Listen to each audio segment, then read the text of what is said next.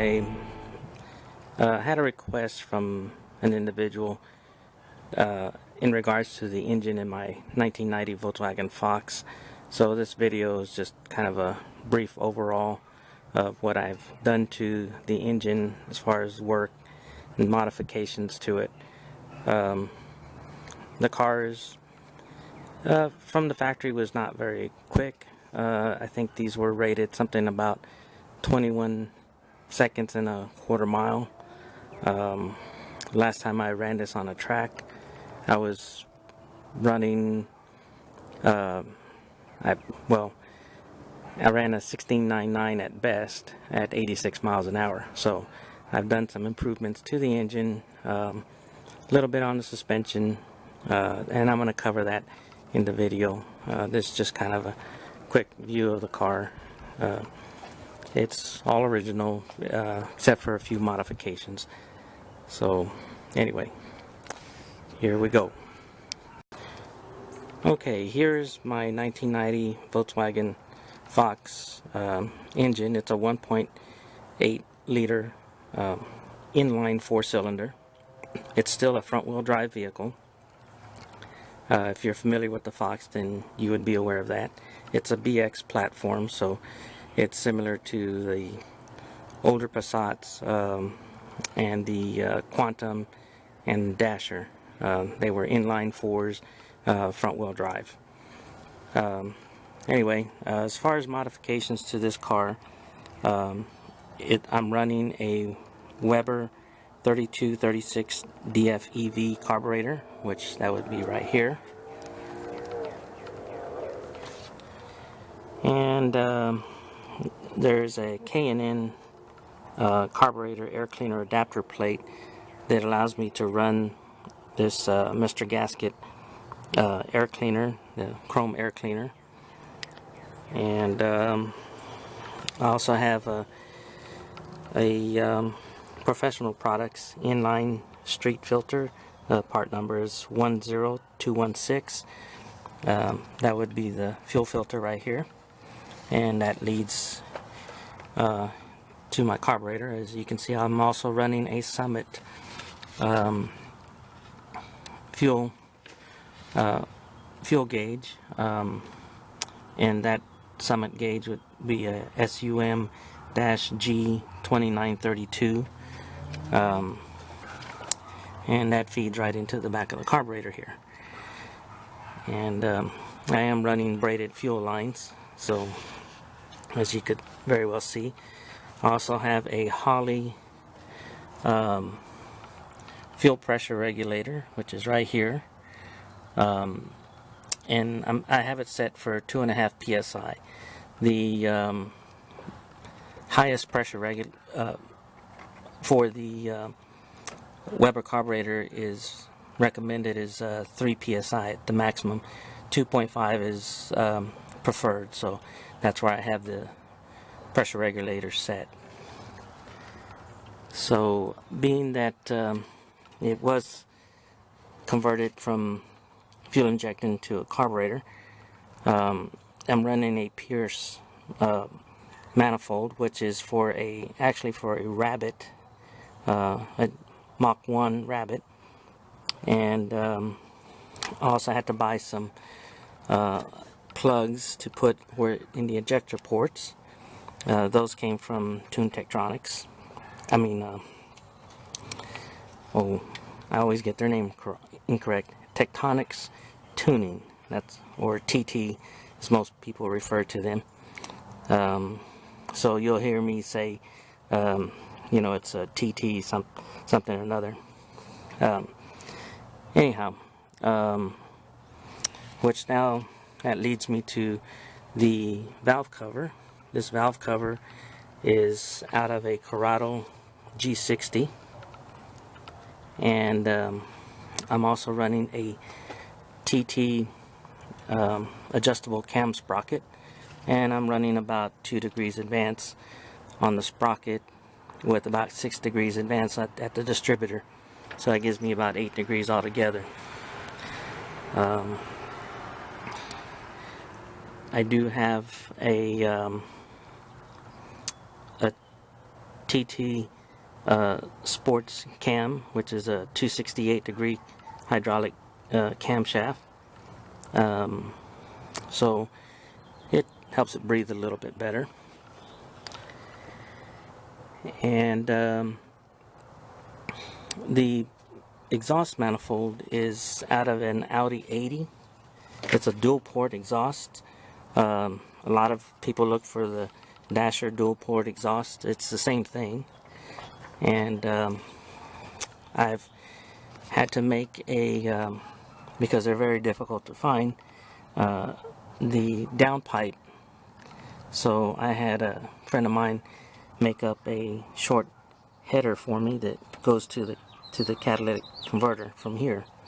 Let me see if I can get a good shot of that.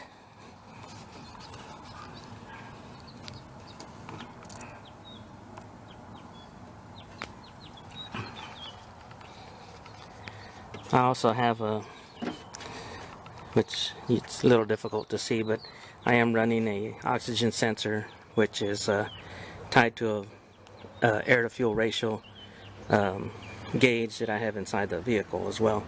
It just helps me keep the carburetor in tune, and it does a pretty good job, so I don't get any obnoxious smelling fumes out of the tailpipe. So and with that being said, I am running the Tectonics Tuning aluminized 2-inch exhaust from the cat back. I am running a MagnaFlow stainless steel muffler as well, so it gives it a nice little throaty sound. Up front here, I'm running a Tectonics Tuning Racing front motor mount for an MK1, which is the same as the Volkswagen Fox. It's a little stiffer, keeps the engine from wanting to rock backwards.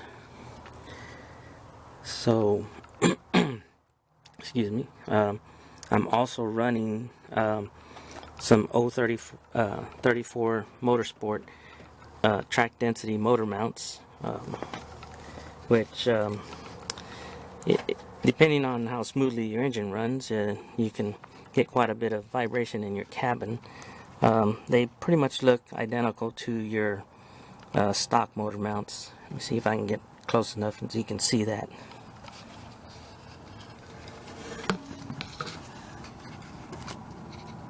Kind of dark in here.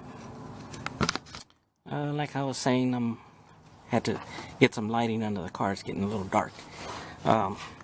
But I am running some 034 Motorsport track density motor mounts, which is right here. Let's see if we can get a little more light in there.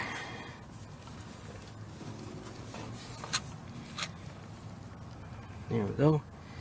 Looks very similar to the original motor mount, just a little bit more dense, and you will feel a little bit more vibration in the engine, in the passenger compartment, because of the stiffness of the motor mounts. But if the engine runs pretty smooth, it doesn't feel very bad at all.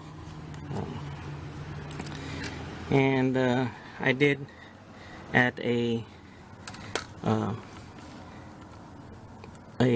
water peacock in the hose line, so that I could drain the radiator much easier if I have to, just because I change my fluids regularly, so just wanted to make sure that it makes it easy for me.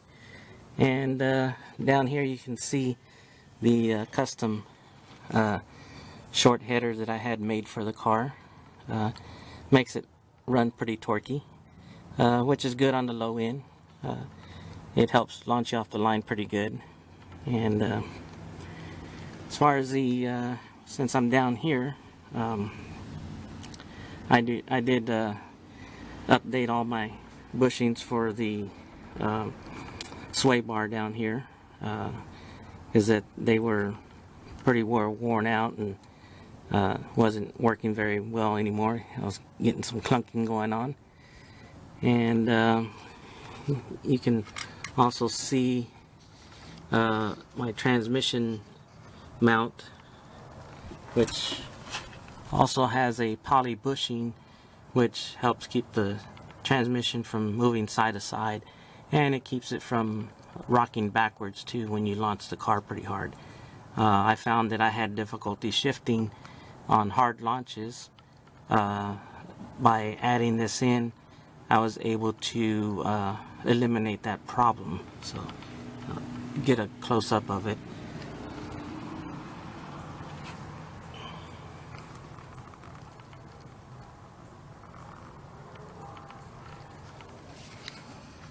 And you're seeing my car as it is. I have not cleaned it, so there is a little bit of dirt under it. So I drive it regularly, so it's not pampered.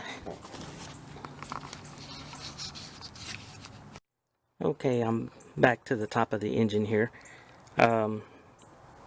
Basically, I had pulled the engine when I had roughly 480,000 miles on the engine block and cylinder head, so it was smoking a little bit when I'd start up.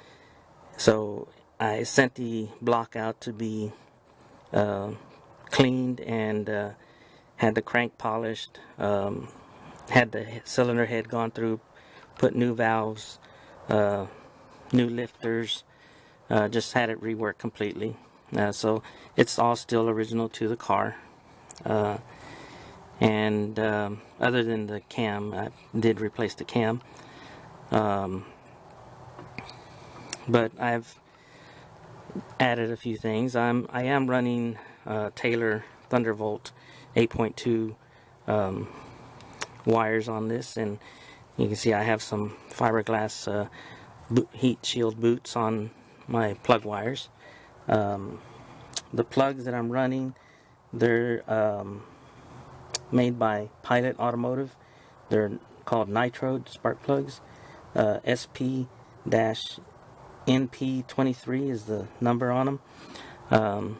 They're supposed to produce more of a spark, and yeah, the engine seems to like it. I can run the engine up to 8,000 RPMs pretty easily. Doesn't seem to mind.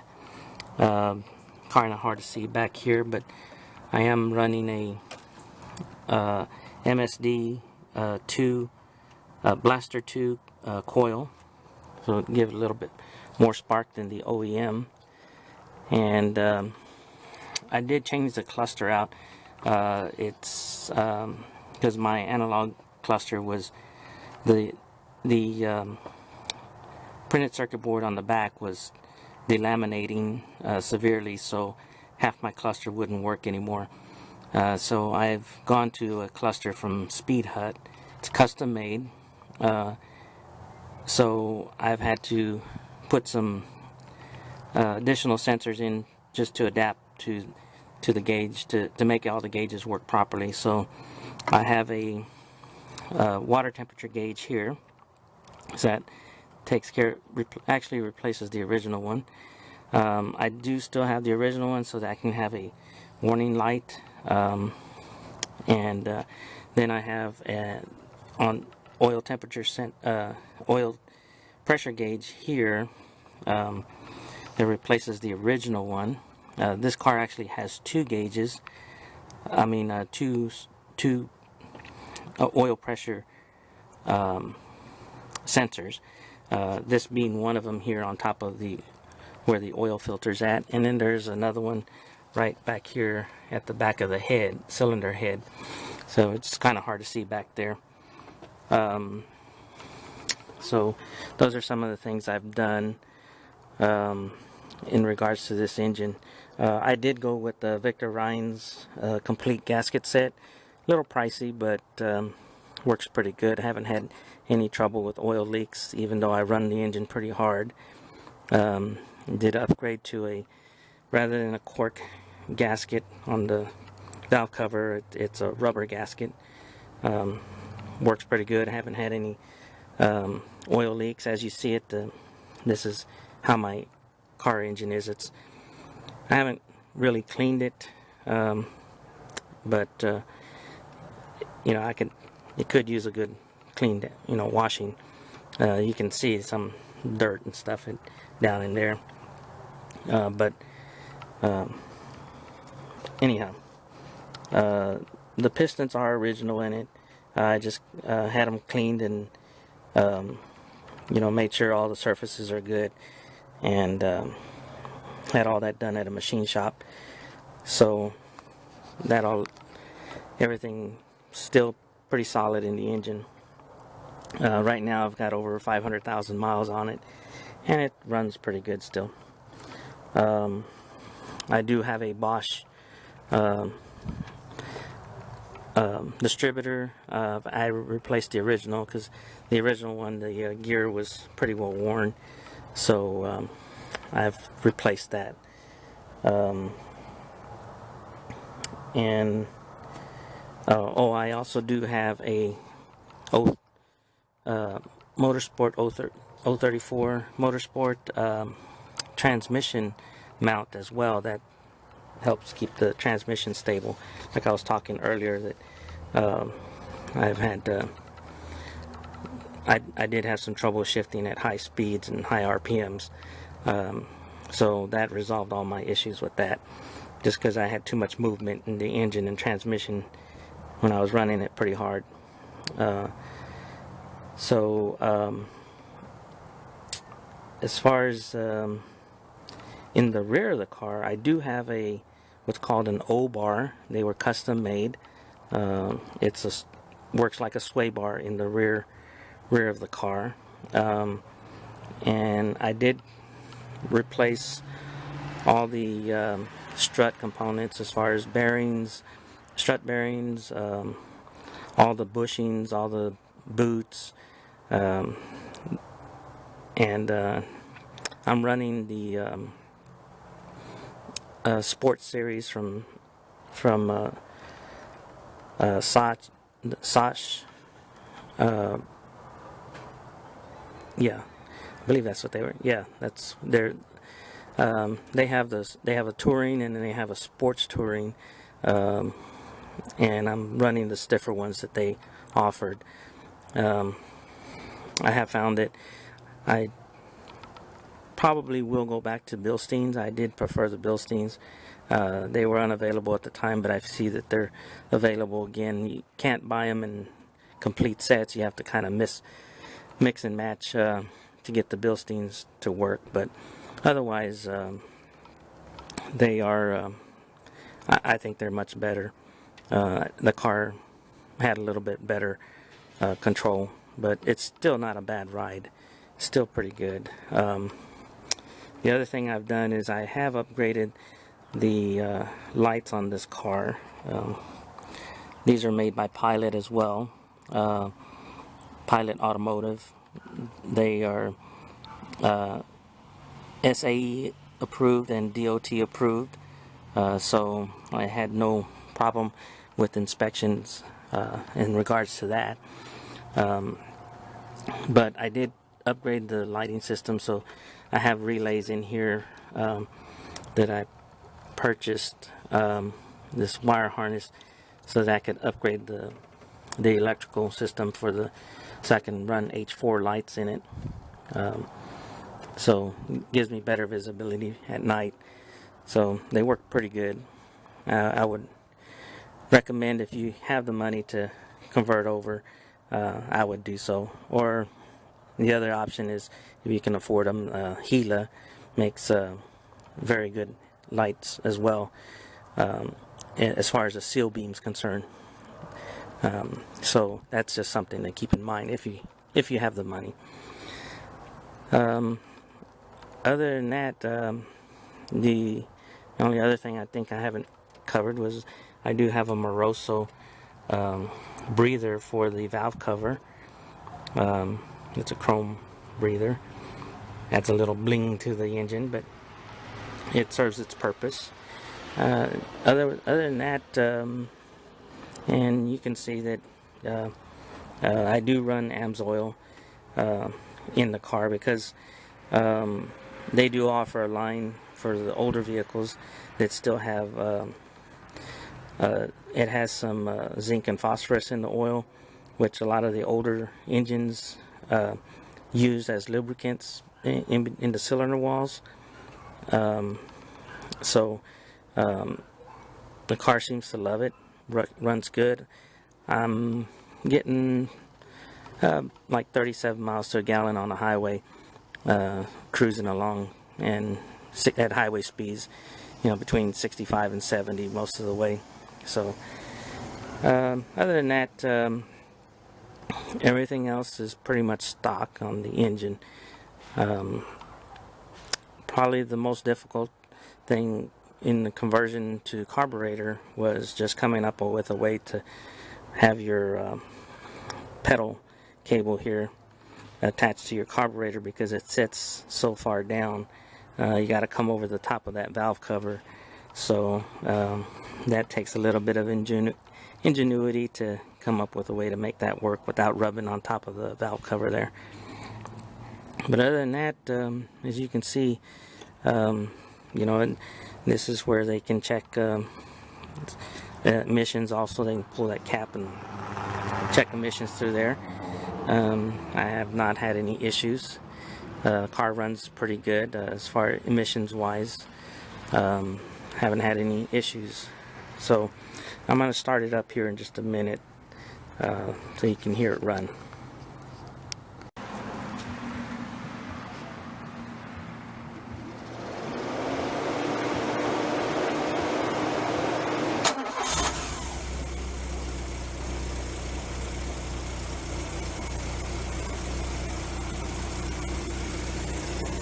So as you can see,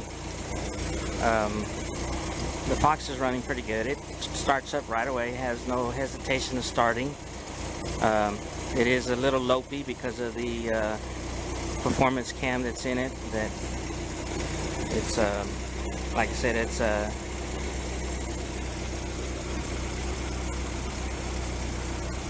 excuse me, sorry, had to sneeze there for a second.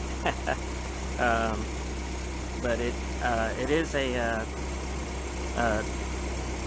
Tectonics tuning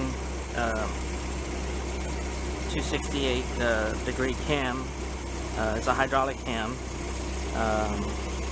It's considered a factory high performance cam. It has a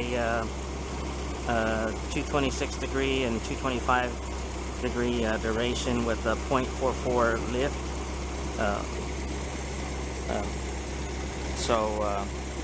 Anyway, it is a little lopey, but you can see how well the 034 Motorsports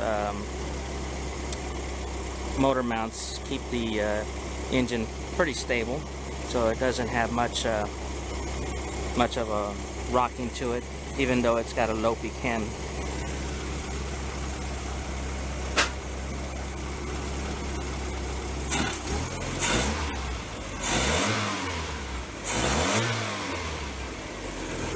As you can see, it doesn't move hardly at all when you give it some gas. It stays pretty solid.